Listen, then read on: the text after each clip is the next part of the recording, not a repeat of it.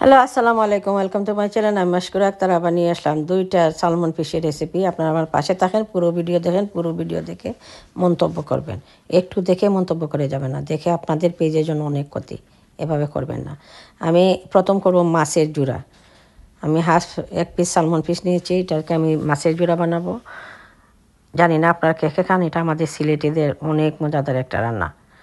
এটা আমি fry pan বসিয়েছি, ফ্রাই প্যানের মধ্যে আমি তেল দিয়েছি, দিয়ে এটার মধ্যে দিয়েছি ব্লাইন্ডার করা পেঁয়াজ, আদার টুকরা পেঁয়াজ দিয়েছি ব্লাইন্ডার করে। আমি একটা পেঁয়াজ, বড় পেঁয়াজ নিয়ে একটা আদা টুকরা দিয়েছি ব্লাইন্ডার করে, আদাটা দেব কুচি করে। এটার মধ্যে আমি দিয়েছি 1 চামচ রসুন বাটা, দিয়ে আমি এটাকে একটু পানিটা শুকিয়ে নেব। পানিটা শুকিয়ে গেলে তারপরে আমি এটার মধ্যে দিয়ে দেব পেঁয়াজ কুচি।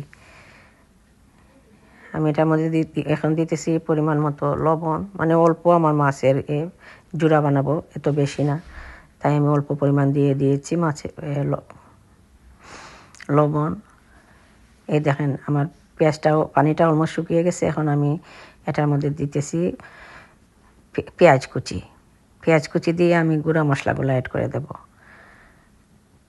আপনারা পুরো ভিডিও দেখে মন্তব্য করবেন। পুরো ভিডিও না দেখলে কিছু শিখতে পারবেন না। আমার মতো রান্না করে খেতে চান তাহলে পুরো ভিডিও দেখবেন। অনেক মজাদার রান্না, এটা আমাদের সিলেটিদের বিখ্যাত খাবার।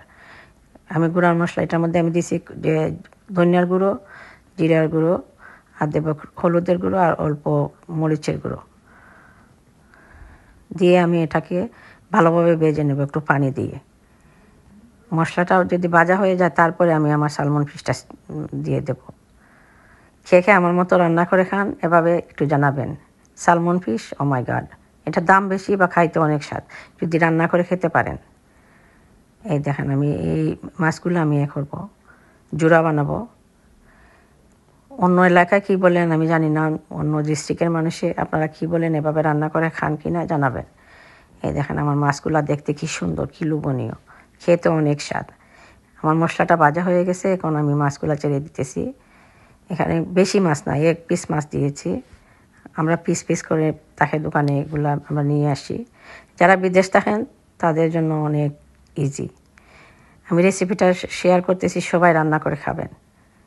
যদি রান্না করে খান তাহলে বলবেন যে মাশকুরাপুর রেসিপিগুলো তো অনেক স্বাদ, অনেক মজাদার একটা রান্না। এখন আমি মাছগুলা মানে জাল দিয়ে ভেঙে নেব। এই দেখেন আমার মাছটা ভাঙ্গা হয়ে গেছে, আমি দেখাই না আপনাদেরকে। আমি এটার মধ্যে দিয়েছি ধনিয়া পাতার কাঁচামরিচ। এখন আমি দিয়ে আরও ভালোভাবে এই মাছটাকে আমি ভেজে নেব। আরও 5-10 মিনিট আমি এটাকে মানে ডাকবো না, শুধু নাড়াচাড়া দিয়ে তারপরে নামিয়ে নেব। এই দেখেন আমার জোড়াটা হয়ে গেছে। কেমন লাগলো বন্ধুরা? রান্না করে খাবেন কিন্তু, যদি খান তাহলে বুঝতে পারবেন কী মজাদার রান্না। মাশকুরাপুর ইউনিক ইউনিক রেসিপি নিয়ে আসে, পাশে থাকবেন।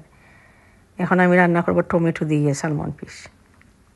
এটার জন্য আমি একটা কড়াই বসিয়েছি, কড়াইয়ের মধ্যে দিয়েছি অলিভ অয়েল, দিয়ে এটার মধ্যে আমি দিতেছি রসুনটা দিয়ে আমি রসুনটা একটু ভেজে নেব। রসুনটা একটু ভাজা হয়ে গেলে তারপরে আমি এটার মধ্যে দিয়ে দেবো ব্লেন্ডার করা পেঁয়াজ। অনেক মজাদার হয়, আমার বাচ্চারা অনেক ভালো পায়। টমেটো আর সালমন ফিশ ওরা অনেক খায়, মানে এই ফিশগুলোর মধ্যে থাকে না, কাটা থাকে না, তাই ভালো ওরা খায়। আমি ওদেরকে রান্না করে দিই। আমার বাচ্চারা এত ভাত খায় না, তাই ওরা টমেটো আর মাছ তুলে অল্প ভাত দিয়ে খায়। এটা আমি প্রায়ই রান্না করি আমার বাসায়। আপনারা বিদেশে যারা থাকেন তাদের জন্য এই রেসিপিটা। দেশে তো মনে হয় না সালমন ফিশ আছে, যদি পাওয়া যায় অনেক দাম হয়, সবাই তো আর রান্না করে খেতে পারবে না। এটা বিদেশিদের জন্য। এটার মধ্যে আমি দিয়েছি হলুদের গুঁড়ো, আর দিয়েছি অল্প পরিমাণ মরিচের গুঁড়ো, আর দিয়েছি জিরার গুঁড়ো, আর দেবো ধনিয়ার গুঁড়ো। দিয়ে আমি এটার মধ্যে একটু পানি দিয়ে তারপরে আমি মশলাটা কষিয়ে নেব। মশলাটা কষানো হয়ে গেলে তারপরে আমি টমেটোগুলো ছেড়ে দেবো। আমি লবণ দিতে ভুলে গিয়েছিলাম, এখন আমি লবণটা দিয়ে দিয়েছি। সালমন ফিশ আমরা সাধারণত করে খাই, গ্রিল করে খাই, বাট আমার বাচ্চারা টমেটো দিয়ে ভালো পায়, আমি টমেটো দিয়েও রান্না করি। খেয়ে রান্না করেন আমার মতো টমেটো দিয়ে। এটাকে ফ্রাই করবেন না, সালমন ফিশ ফ্রাই করবেন না। সালমন ফিশ শরীরের জন্য অনেক ভালো, অনেক ভালো, তাই এটাকে ভাইজে আর ফ্রাই করে এটা নষ্ট করবেন না। এমনি আমার মতো রান্না করে খাবেন। তাহলে হেলদি একটা খাবার খাবেন।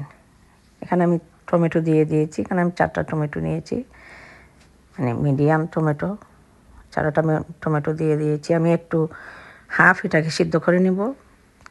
সিদ্ধ হয়ে গেলে আমি মাছগুলো ছেড়ে দেবো। এই দেখুন মাছগুলো আমি কেটে ধুয়ে রেখেছি, মাছগুলো আমি ছেড়ে দেব, দিয়ে আমি পানি দিয়ে তারপরে আবার জাল দেব। এখন আমার হাফ টমেটো হাফ সিদ্ধ হয়ে গেছে। এখন টমেটোগুলো মাছগুলো আমি ছেড়ে দিয়েছি। এখন আমি এটার মধ্যে পানিটা দিয়ে দেবো। পানি দিয়ে আমি মানে টমেটোটা আবার ফুল সিদ্ধ করে নেব। পুরো সিদ্ধ হয়ে গেলে এটার মধ্যে ধনিয়া পাতা আর কাঁচামরিচ দিয়ে 5 মিনিট জাল দিয়ে আমি নামিয়ে নেব। ধনিয়া পাতাটা আপনার শেষ দিকে দেবেন, কাঁচামরিচ আর ধনিয়া পাতা।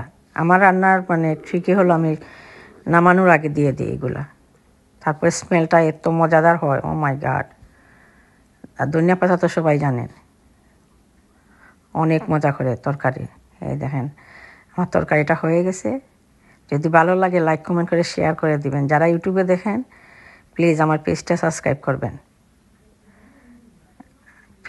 আমার পেজ ফলো দিবেন ফেসবুকে,